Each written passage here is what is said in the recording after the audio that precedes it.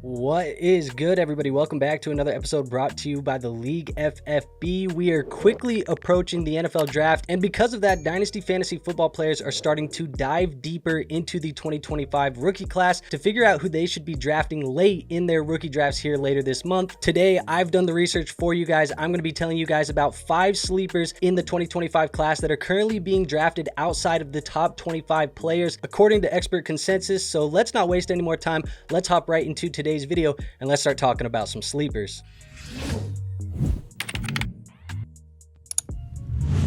Alright, so you might be asking yourself, how did you get an expert consensus, Andrew? What did you use to try and figure out how the top 25 players are going to be determined? Well, what I did is I went together and I put together a spreadsheet of Fantasy Calcs rankings, Keep Trade Cuts, and Fantasy Pros ECR. I used all of those rankings, kind of looked at the top 50 players, averaged those rankings together, got that top 25, just cut the top 25 out of it, and everybody else that was left underneath was eligible to be a sleeper here in today's video. So let's talk about the first player, and to me, that's going to be Jalen Royals out of Utah State. Wide receiver prospect. His average overall rank, according to that expert consensus, was 26.3. That came in as the wide receiver 11 in those consensus rankings. Now, this is going to make him an early third-round pick in those 12-man leagues, in those rookie drafts, and I think it's worth noting that he did miss half of the 2024 season with a foot injury. So with that context there, he did have a 2024 season with 55 receptions, 834 receiving yards, and 6 touchdowns in those 7 games before missing the rest of the year with the foot injury. Now, he is a 2-time All-Mountain West selection who was first team in 2023 and second team in 2024,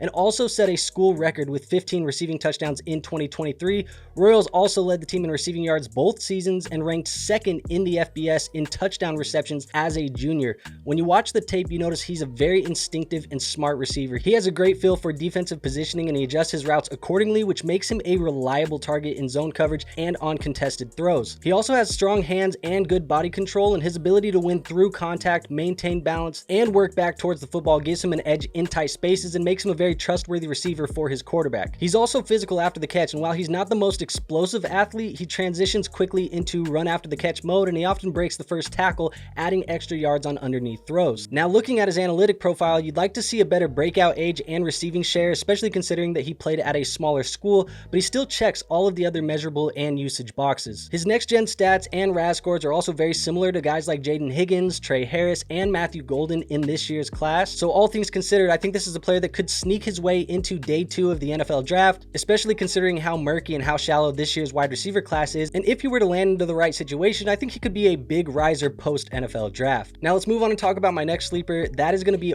Harvey coming out of UCF. His average overall rank was 30th overall. That's good for the running back 11 in those expert consensus rankings, and this would make him about a mid third round pick in those 12-man rookie drafts. Now, he's coming off of a 2024 season where he had 252 touches for 1,844 all-purpose yards and added 25 touchdowns to that total. Now, he has a very good collegiate resume, becoming a 2024 third-team AP All-American, a first-team All-Big 12 member, and a UCF school record holder with 48 career touchdowns. He also posted back-to-back seasons with over 1,400 rushing yards, and he ranked top 6 nationally in both rushing yards and touchdowns in 2023 and 2024. He is a tough physical runner who brings a dog mentality, and he thrives on doing the dirty work. I think he runs with a consistent pad level. He has great contact balance, and he has a strength to wear down defenses over time. He's also been highly productive over the last 2 seasons, showing that he can handle a large workload and produce between the tackles with reliability at the next level. He has a pretty compact frame, so his physical build helps him stay upright through contact, and he's shown the ability to shoot between gaps, giving him some inside running versatility, even if he's not overly creative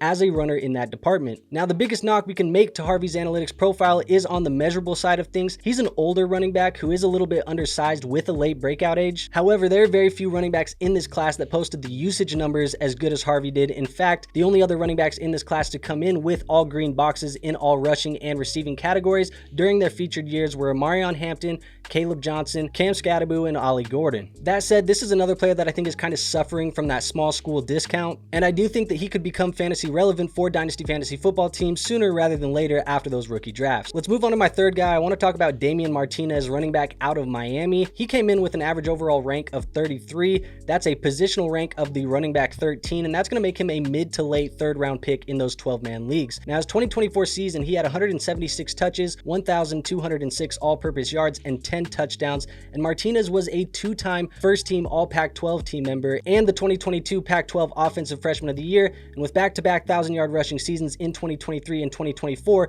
plus a career high of 10 rushing touchdowns in 2024, Martinez earned an honorable mention for all ACC in his final year at Miami. He is a physical and efficient runner who runs with good power and nice contact balance, and he consistently picks up yards after contact by knocking defenders backwards, which makes him a true early down grinder who's going to bring toughness to an NFL backfield. Now, despite being a bigger back, he has the vision, the footwork, the nimbleness to stack moves on top of each other and find alternative lanes when the interior is clogged, which can surprise defenses at times. Now, although the breakaway speed is a concern, he is a productive, steady presence who can handle a heavy workload, and he can contribute on checkdowns as a pass catcher if needed. That said, his analytic profile is limited in the pass catching department. He's shown on tape that he's capable, which is what truly matters, but was never really asked to do so at a high level during his time in Miami. He also posted a lower dominator rating than we'd like to see, which shows us that he isn't a can't miss prospect by any means, but he has the tools to be a solid early down back at the next level, and I could see him going to an NFL team where they already have an established pass catcher that can come in and spell Martinez on those pass catching downs, which would allow Martinez to kind of grow in that department at the next level. And if he were to expand on that skill set, I think that would kind of put him in that James Conner type of trajectory where he would be able to be an early down grinder that turns into a 3-down back once he improves in that pass catching department. Let's go back to the wide receiver position. I want to talk about Tory Horton of Colorado State. This is a player who came in with the average overall rank of 45.3. That's a positional rank of wide receiver 15, and that makes him a mid to late 4th round pick in those 12-man leagues. Now, it's also worth noting with Horton that he also missed most of 2024 with a knee injury, kind of similar to what Jalen Royals missed, except Horton played in even fewer games. So in just 5 games last year,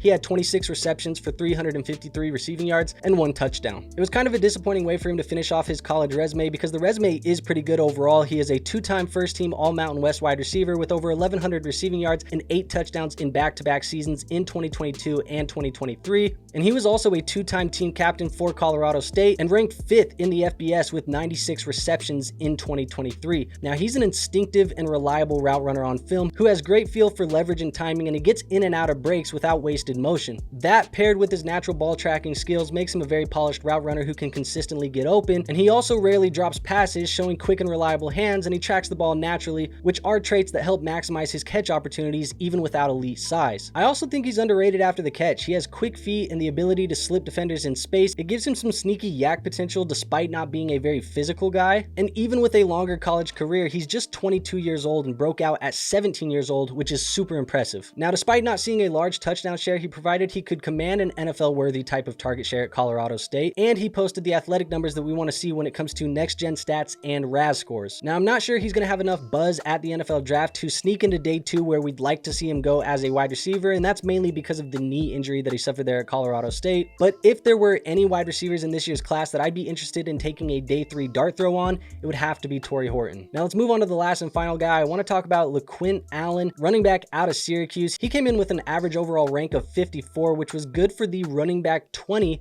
from a positional rank standpoint. Now, him being outside of the top 50, that does likely make him undrafted in your rookie drafts if you only have those 4 rounds. But if you are in a 12-man league that does do 5 rounds of your rookie draft, he's going to be an early 5th round pick. Now, he's coming off of a 2024 season where he had 292 touches, 1,542 all-purpose yards, and 20 touchdowns. And Allen was an honorable mention for all ACC in both running back and all-purpose in 2024 with 1,021 rushing yards and 16 rushing touchdowns, and he led all FBS running backs with 64 receptions for 521 yards. He also earned second-team All-ACC running back honors in 2023, and Allen has a lot of versatility to his game. He's a reliable pass catcher with natural hands, he has strong route running instincts, and he is a standout pass protector, all perfect traits for earning third down reps at the next level. He's also a decisive and disciplined runner who presses the line well, follows his blocks, and maintains a smooth, efficient tempo through cuts, getting the most out of each run. His ability to cover kicks and return punts gives him added roster value as a special teams player, which could be another way for him to earn some reps early on, especially for teams looking for a day 3 contributor. And Allen has solid size, maybe a a little bit slimmer than a typical back, but his play style makes the weight something I'm not too worried about considering how much he excels as a receiver out of the backfield. His 16% receiving share percentage is tied for second amongst the 31 running backs in my current prospect data set,